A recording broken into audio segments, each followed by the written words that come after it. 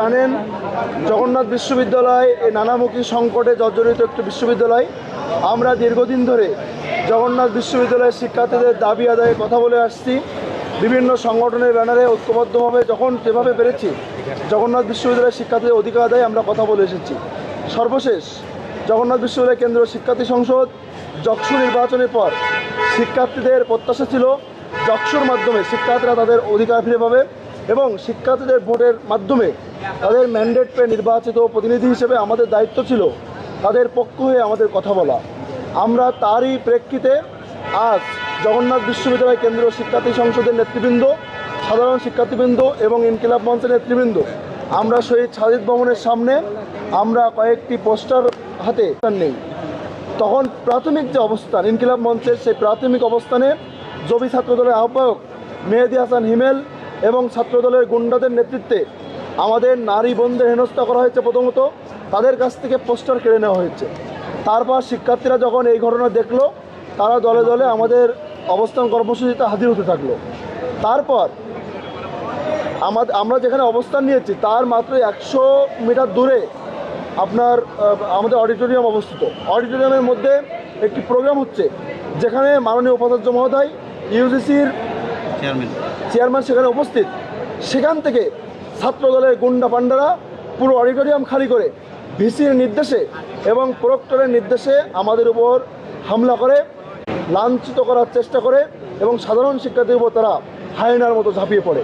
শুধুমাত্র শহীদ সাজিদ ভবনের উপরে আমাদের উপর হামলা করেছে তৃপ্ত হয়নি, তারা শহীদ মিনার, শান্ত চত্বর, ভিসি চত্বর, বিজ্ঞান ভবন, কলা ভবন, আমরা যেখানেই গিয়েছি আমাদের শিক্ষার্থীদেরকে টেনে টেনে তারা হামলা করেছে এবং মাথা ফাটিয়ে দিয়েছে।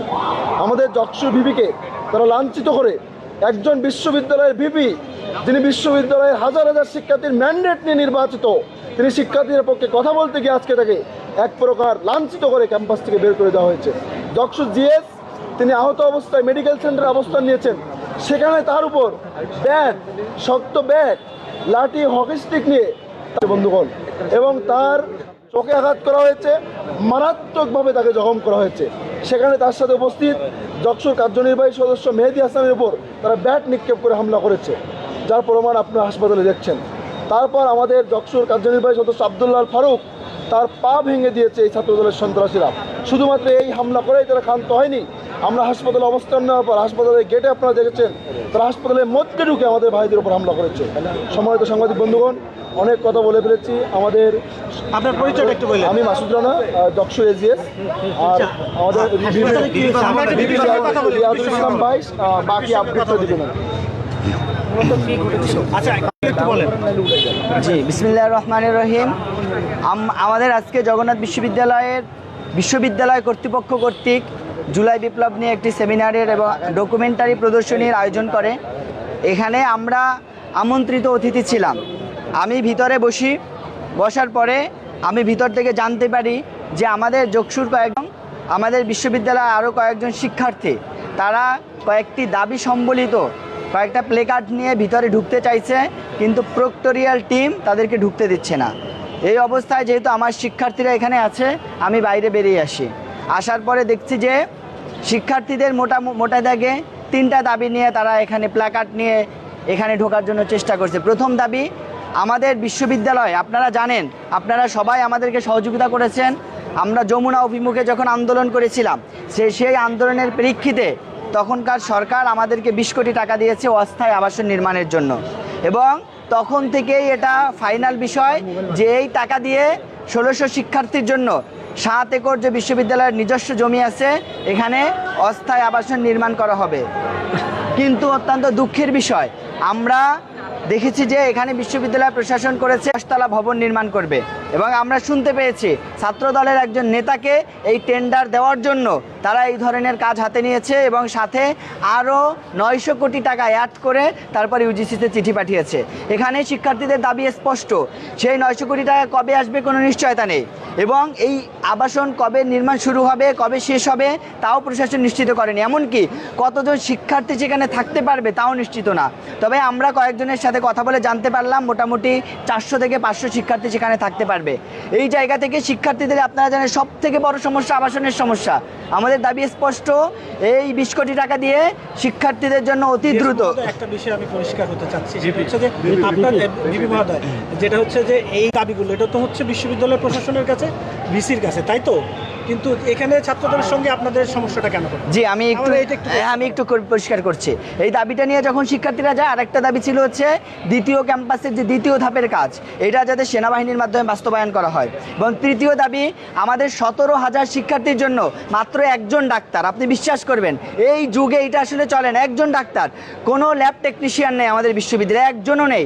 আমাদের দাবি ছিল একজন ল্যাব টেকনিশিয়ান নিয়োগ দিতে হবে এবং মেডিকেল সেন্টারে একজন ডাক্তার নিয়োগ দিতে হবে। এই তিনটা দাবিতে যখন আমরা বিভিন্ন সময় যাই, তখন বিশ্ববিদ্যালয় প্রশাসন আমাদেরকে সবসময় বলে যে ইউজিসি আমাদেরকে অনুমোদন দিচ্ছে না, যার কারণে আমরা এটা করতে পারছি না। সুতরাং শিক্ষার্থীরা বাধ্য হয়ে এই বিষয়গুলো ইউজিসির চেয়ারম্যান মহোদয় যেহেতু এসেছেন, তাকে জানানোর জন্য তারা শুধুমাত্র এখানে যেতে চাইছেন। কিন্তু তারা যখন ঢুকতে না পারছে, আমি বাইরে এসে দেখলাম যে তাদেরকে ঢুকতে দিচ্ছে না। পরবর্তীতে আমি বললাম, প্রক্টরদেরকে অনুরোধ করলাম যে স্যার, আমি তো শিক্ষার্থীদের প্রতিনিধি, এদের 2-3 জন যেতে যাচ্ছে, আমি নিয়ে যাই, কোনো হইহুল্লো হবে না, কোনো সমস্যা হবে না। তারা শুধু তাদের এটা দেখাবে, ইউজিসির চেয়ারম্যান মহোদয়কে জানাবে যে আমরা এই সমস্যার মধ্যে আছি। তো তখন প্রক্টর মহোদয়ের যে তার সাথে সহকারী প্রক্টররা ছিল, তারা আমাদেরকে ধাক্কাধাক্কি করে। ইতোমধ্যে ছাত্রদলের যে আহ্বায়ক মেহেদী হাসান হিমেল, তার নেতৃত্বে একটা বড় গুন্ডা বাহিনী এখানে আসে। এসে তারা আমাদের উপরে ওখানে ধাক্কাধাক্কি করে আমাদের বোনদেরকে ধাক্কা মেরে ফেলে দেয় এবং আমাদের যে পোস্টারগুলো ছিল এগুলো তারা ছিঁড়ে ফেলে। পরবর্তীতে আমাদের শিক্ষার্থীরা যখন কোনোভাবে ঢুকতে পারছে না ভিতরে, তারা আমাকেও ঢুকতে দেয়নি। পরবর্তীতে আমরা একদম ভবনের সামনে এসে একটা জায়গায় বসে আমরা আমাদের দাবিগুলো নিয়ে আমরা অবস্থান কর্মসূচি করি। শিক্ষার্থীদের উদ্দেশ্য ছিল ইউজিসির চেয়ারম্যান মহোদয় যখন বের হয়ে যাবেন, তখন তিনি দেখবেন যে শিক্ষার্থীরা এই দাবিগুলো নিয়ে আছে, তারা এই সমস্যার ভিতরে আছে। এটা শুধুমাত্র তাকে দেখানোর জন্য শিক্ষার্থীদের এই অবস্থানটা ছিল। কিন্তু দুঃখের বিষয়, তোমাদেরকে ফোর্স করে